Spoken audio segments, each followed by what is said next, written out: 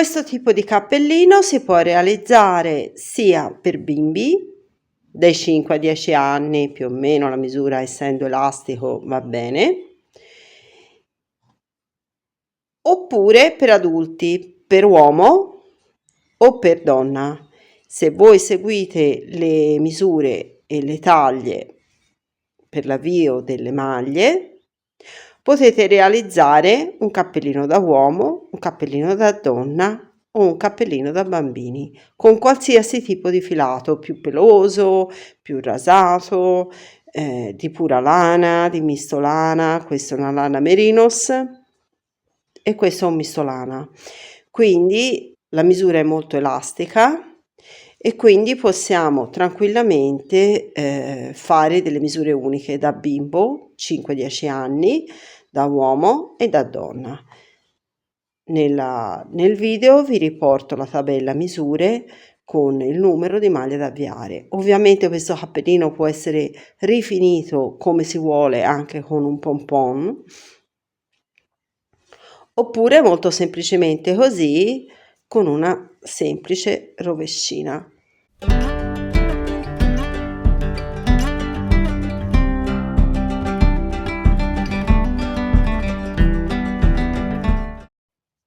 Per realizzare questo progetto ho utilizzato questo tipo di filato,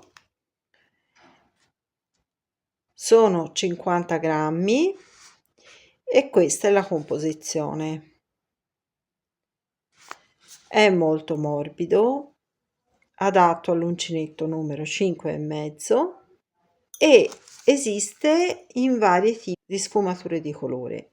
Andiamo a vedere come ho realizzato questo cappello, perché è molto elastico. La parte finale, qui ci sarà una costurina realizzata da una costurina rientrante, cioè una costurina va fino in fondo e una costurina arriva solo fino a un certo punto, per fare in modo che l'ultimo pezzo poi arricciato risulti più fine, perché poi andremo a fare la rovescina del cappellino e quindi andremo ad avere un effetto del genere. Questo tipo di cappello si può realizzare in un filato in tinta unita, in un filato un pochino più grosso, in qualunque misura noi vogliamo. Vi metterò tutte le taglie, tutto l'avvio delle maglie. Ovviamente la lunghezza e l'avvio delle maglie cambierà a secondo della taglia. Quindi noi partiremo da questo lato e andremo avanti così. Vediamo come.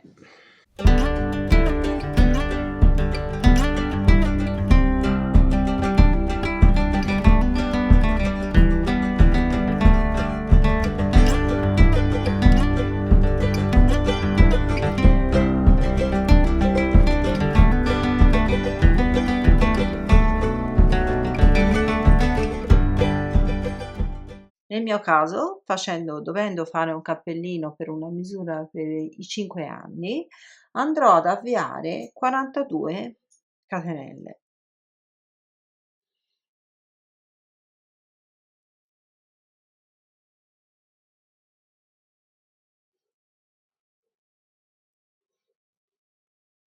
Una volta avviate le 42 maglie, inizierò il mio primo giro e il punto è sempre lo stesso. Quindi andrò a fare una catenella per alzarmi e andrò a fare una maglia bassa e tutte maglie basse, ognuna nella catenella successiva. Il primo giro è molto semplice perché si va a fare la maglia bassa esattamente in ogni catenella. Quando abbiamo fatto tutto il giro a maglia bassa, giriamo il lavoro e a questo punto iniziamo il vero e proprio punto. Come si fa? Ci si alza sempre di una catenella e nella prima maglia si va, invece che prendere la V, si prende solo quella retrostante, così, e si prosegue sempre nella catenella successiva su quella retrostante al lavoro e si fanno tutto un giro di maglie basse. In questo modo io continuerò fino in fondo, quindi il primo giro è tutto intero, il secondo è tutto intero fino in fondo, però si prende il retro del lavoro. Il terzo giro è perfettamente uguale, mi alzo di una, vado a prendere tutte delle maglie basse sulla maglia retrostante, esattamente come il secondo giro. Quando arrivo quasi in fondo, lasciando libere le ultime 5 maglie, mi fermo qui e giro il lavoro a questa altezza, cioè la terza riga sarà più corta, rimarrà uno scalino qui per il momento. Quindi vado a fare un altro giro di maglie basse da questo punto, esattamente da questo punto,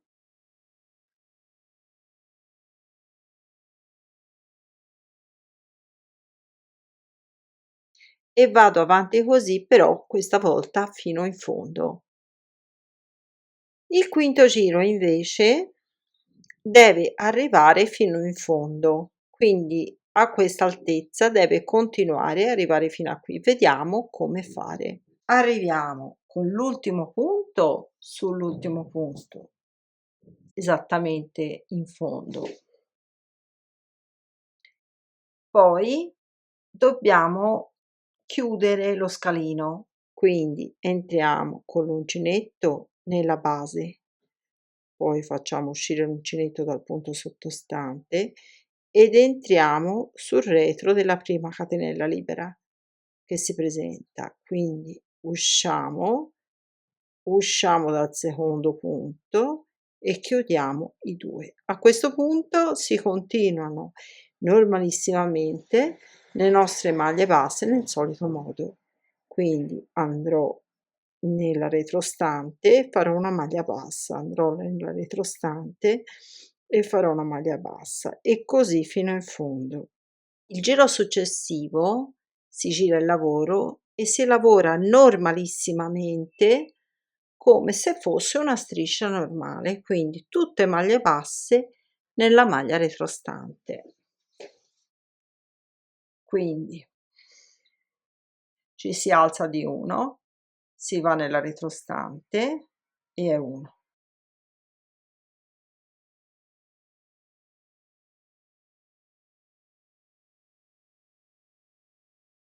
Quindi l'effetto finale del motivo è questo. Una volta raggiunta la larghezza desiderata, si utilizzano le codine per chiudere il lavoro. Quindi si inizierà a stringere questa parte con un achino e poi si prosegue la cucitura. A questo punto dobbiamo chiudere con un'increspatura il cappellino. Andiamo a chiudere ogni punto che troviamo qui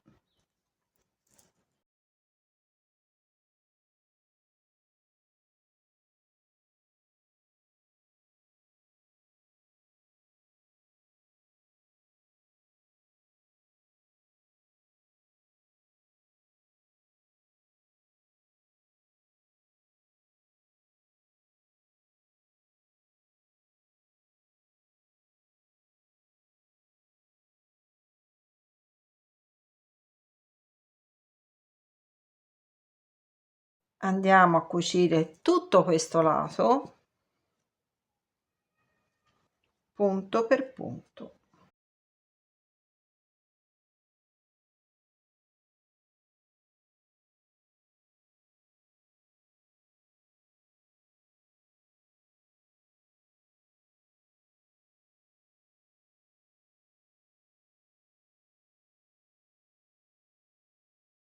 e andiamo avanti così fino in fondo.